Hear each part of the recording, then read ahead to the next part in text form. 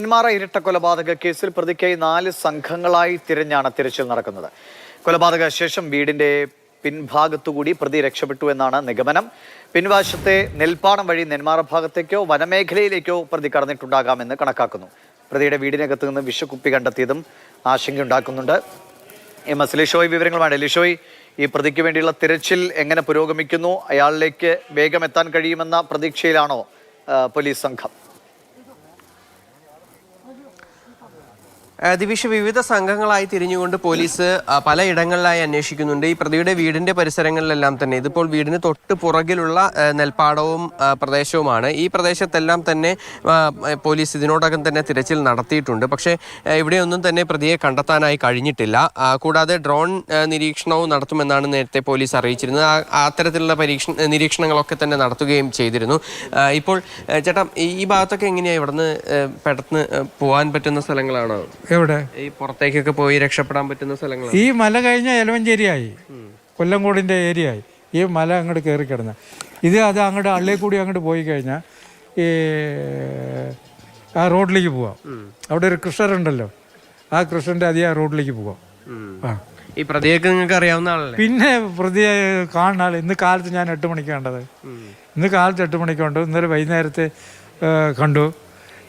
കുളിക്കാൻ പോകുമ്പോൾ കാണും. ഇതൊക്കെ അവൻ ഒരു 5 മിനിറ്റ് സംസാരിക്കും അവൻ്റെ അടുത്ത്. അതറിയാം. ഈ പ്രശ്നം എന്തെങ്കിലും തരത്തിലുള്ള ഒരു നിങ്ങളുടെ അടുത്തൊന്നും പ്രശ്നമൊന്നും ഉണ്ടായിരുന്നില്ല? ഇല്ല. ഞങ്ങളുടെ അടുത്ത് എന്ത് പ്രശ്നം? കണ്ടുകൊണ്ടിരിക്കുന്ന ആളുടെ അടുത്ത് ഞങ്ങളുടെ അടുത്ത് കയർക്കാൻ പറ്റില്ലല്ലോ. ഈ പരിസരത്തൊക്കെ തന്നെ ഉണ്ടാവാൻ സാധ്യതയുണ്ടോ? എങ്ങനെയായിരുന്നു കഴിഞ്ഞ തവണ? അവൻ്റെ തൊട്ട് വീടിൻ്റെ അപ്പുറത്തുള്ള ഒരു മരത്തിലായിരുന്നു അവൻ താമസിച്ചത്.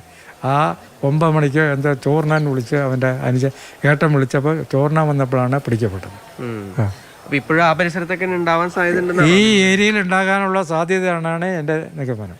തീർച്ചയായും എന്തായാലും പോലീസ് വ്യാപകമായി പരിശോധിക്കുന്നുണ്ട്. ആ പരിശോധനകളൊക്കെ തുടരുന്നുണ്ട്. അതിനോടകം തന്നെ രാത്രിയും പരിശോധന നടത്താൻ തന്നെയാണ് പോലീസ് തീരുമാനിച്ചിരിക്കുന്നത്. പലയിടങ്ങളിലും ഈ നെന്മാറ ഭാഗത്തേക്കും അല്ലെങ്കിൽ ഈ തൊട്ടടുത്ത് വനമേഖലയാണ്. ഈ ഇടത്തോട്ട് തിരിഞ്ഞു കഴിഞ്ഞാൽ വനമേഖലയാണ്. ഈ ഭാഗത്തുകൂടി എല്ലാം തന്നെ രക്ഷപ്പെടാൻ കഴിയാവുന്നതാണ്. അതിനോടൊപ്പം തന്നെ തൊട്ടപ്പുറത്ത്, അതായത് ഇതിന് എതിർവശത്ത് എന്ന് പറയുന്നത് പുഴയുണ്ട്. ആ പുഴ കടന്നു കഴിഞ്ഞാൽ നെന്മാറയിലേക്ക് എത്താനും സാധിക്കും. അവിടെ നിന്ന് തമിഴ്നാട്ടിലേക്ക് ഉൾപ്പെടെ രക്ഷപ്പെടാനായി സാധ്യത, അതായത് ഒരുപാട് സാധ്യതകൾ ഉണ്ട്. പക്ഷേ പ്രതി ഈ പരിസരത്ത് തന്നെ ഉണ്ടാകുമെന്നുള്ള ഒരു ഉറച്ച ആത്മവിശ്വാസം ഇപ്പോൾ നമ്മൾ സംസാരിച്ച ഈ പരിസരത്ത് തന്നെയുള്ള അദ്ദേഹത്തെ അറിയാവുന്ന ഒരാളും പറയുന്നു. എന്തായാലും പോലീസ് വിശദമായി പരിശോധിക്കുന്നുണ്ട്. ആ പരിശോധനകൾക്ക് ശേഷം ഒരുപക്ഷെ ഇന്ന് തന്നെ അല്ലെങ്കിൽ തൊട്ടടുത്ത ദിവസങ്ങളിലോ പ്രതിയെ പിടികൂടാൻ സാധിക്കുമെന്നുള്ളൊരു പ്രതീക്ഷയാണ് പോലീസ് ഉദ്യോഗസ്ഥർ പങ്കുവയ്ക്കുന്നത്. അതേസമയം വീടിൻ്റെ അകത്ത് നിന്ന് വിഷക്കുപ്പി കണ്ടെത്തിയത് ഒരു ആശങ്ക ഉണ്ടാക്കുന്നുണ്ട്. ഏതെങ്കിലും തരത്തിൽ ആത്മഹത്യക്ക് ശ്രമിക്കുമോ എന്നുൾപ്പെടെയുള്ള ആശങ്കയും പോലീസ് ഉദ്യോഗസ്ഥർ പങ്കുവയ്ക്കുന്നു.